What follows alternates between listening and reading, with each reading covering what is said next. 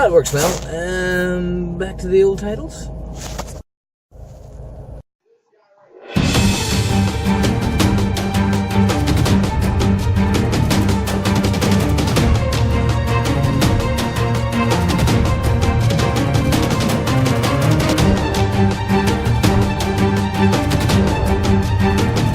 So this road that I'm on, this quite unassuming road that I'm on, I'll show you.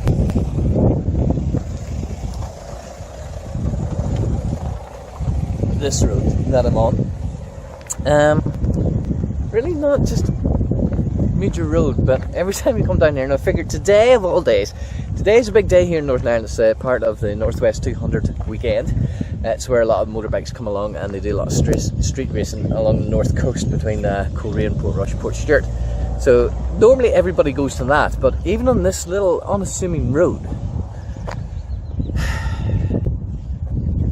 tourists here today. So one of the reasons we're actually doing this is because of this road. Obviously we're on King's Road here in Northern Ireland, and the reason that we're going around all the doors is because, well, a couple of these trees got blown over, and because of that the doors are made. So it's one reason why we're here today, but obviously it's a big road, King's Road, for the Game of Thrones fans. But the door we're looking at today is just back that way at the hotel. But let's get some nice shots of these trees and stuff, because this is why everybody comes down here, even on a wet morning, Saturday morning, 12 minutes past 11 o'clock, whenever the Northwest 200's on just a few miles away from here. We're still getting tourists down here, and today I'm saying, well, it's not too bad. Obviously it is quiet, but still a few about.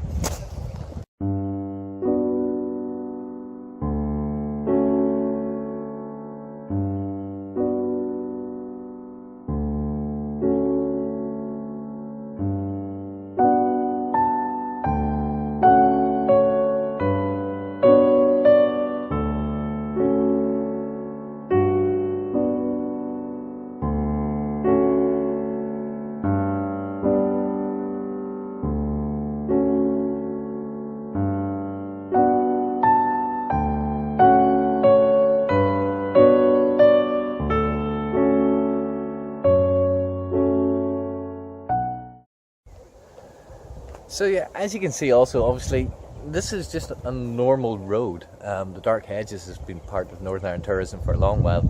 Obviously, it featuring in Game of Thrones made it a little bit more popular to a lot of people. And it's basically just a bunch of trees that sort of overgrow each side of the road, and it looks kind of pretty. But it's just normal road. You can come here if you're ever thinking of coming and visiting. You can come, you can walk up and down it. It's not restricted. You can drive your car up and down it, and there's bus tours will come up and down here all the time as well. And even if it's just out for a little leisurely stroll with your dog on a Saturday afternoon, people come here. But now it's cold. Let's go and see the store and maybe get something to eat.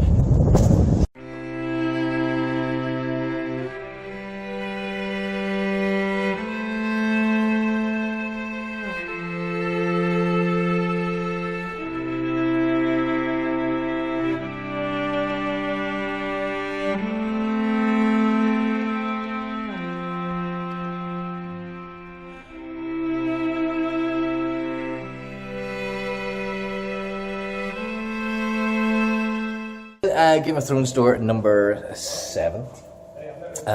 Number what? She's away, by me. They're really nice in here, actually. So here's the door, and of course it's one of those doors again. I wish Kat was here, because you know Kat was always a lot better at explaining a lot of this stuff than what I am. But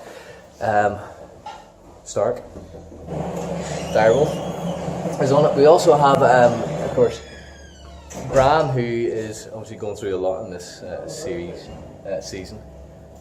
We have his raven here as well, so the 3-eyed raven's on there as well, which is all about the Bran, what he's going through. But down at the bottom, the most interesting bit about this door is the crown, because if you look closely on the crown, there's a little leaf. That little leaf is there to signify the place where we're at today, which is, of course, the Dark Hedges. Places are just really awkward filming, and we have everybody coming in and out, and it's kind of distracting in there. So I've come outside. The door itself, lovely door. Hang on, I'll just sit you there. Lovely restaurant. The restaurant itself actually looks very nice, and I would kind of like to stay and get something to eat at it because it's reasonably priced. The food looks good. There's that many golfers around, and I just know what it's like whenever you get a pile of golfers all in one place and they're all haughty-taughty. You know what I'm saying? Not that I'm sure these guys are great, but. The other thing I would like to try and do today is, because it's just a little quick trip up here today, I've got other stuff I need to take care of down home. I'm going to try and get Jesse on Skype. Jesse's a mate of mine. Jesse's been in Game of Thrones a lot.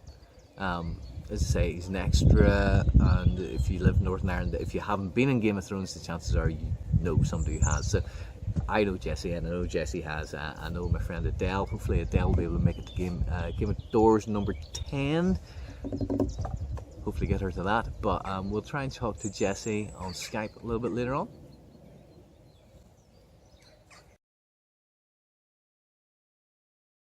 So we're doing the Game of Thrones doors, and I did say we were going to try and get in contact with this guy, Mr. Jesse Morris, everybody. Jesse, who has been in Game of Thrones, normally as an extra, but you do extra work. I do a bit, yes. Kind of my hobby on the side, I suppose. Yeah. And you've done, obviously, Game of Thrones.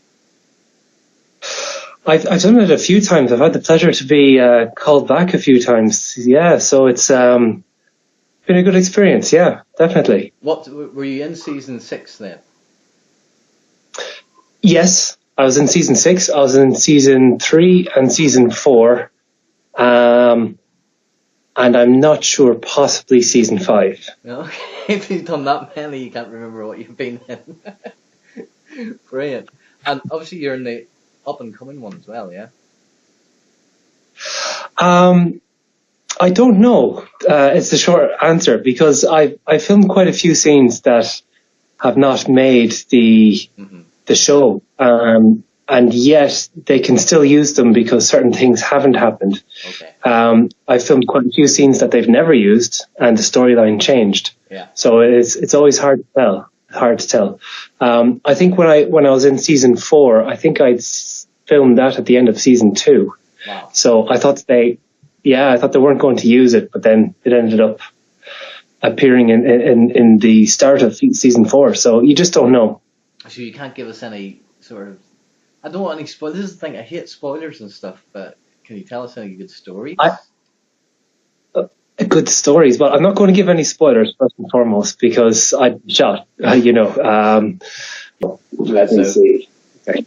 You can't tell us any obviously spoilers or anything. But what's it like being on the back end of it all on set? You know, like whenever they're filming and stuff. Can you give us? I've had a few different roles. Depending on the role, it really has a big impact on the type of experience that you have. I've been a nobleman in King's Landing. Mm-hmm. That's generally quite fun because you're in Titanic Studios. In between takes, you get to sit down and relax and read a book or just, chat to some of the nice people that you meet up there. Yeah. And you also get to sneak into the throne room from time to time when nobody's looking. I'm joking about that, of course. Yes. Nobody goes in there unsupervised. No. You'd be surprised. No, nobody does. But I try anything once and twice when I can get away with it. We're saying but it's not only Game of Thrones you've been in. You've been in a lot of other stuff as well. I mean, you have your own business to contend with as well. True. And you do this. I mean, it's going to be very time consuming for you. It is, and I suppose the acting and the extra work. There's a bit of both there. I kind of it's had to take a bit of a backseat over the last year or two. But the likes of, regardless, when Game of Thrones come calling, you don't say no. Whatever about some of the other shows, I've had to say no twice now. At least twice I've had to say no. Yeah. Well, no, I have done as well, and I have done at short notice. So I've had a few instances where I thought, oh God, these guys are never going to call me back now, you know. But no, they do. They once you've got a bit of experience, and we all know. For those of you watching that don't know, Pete has got experience on the likes of Dracula Untold and one or two others. So. Exactly. So they're looking for people with experience more so than anything. So they kind of give you a few chances, because it doesn't always work out that it's going to fit in with your life, you know, and you can drop everything for them. It's very true. How far would you go for a scene? And I think you know where I'm going for this. Oh no! Thanks, Pete. What was well, I the name of that suppose. film again? I forget. I forget the name of that particular film. You know, that was how it all started, I suppose. I was lucky in that the very first bit of extra work that I did was actually a featured role, and featured due to the nature of the scene, not due to my acting ability. Featured, yes. I fit certain criteria that.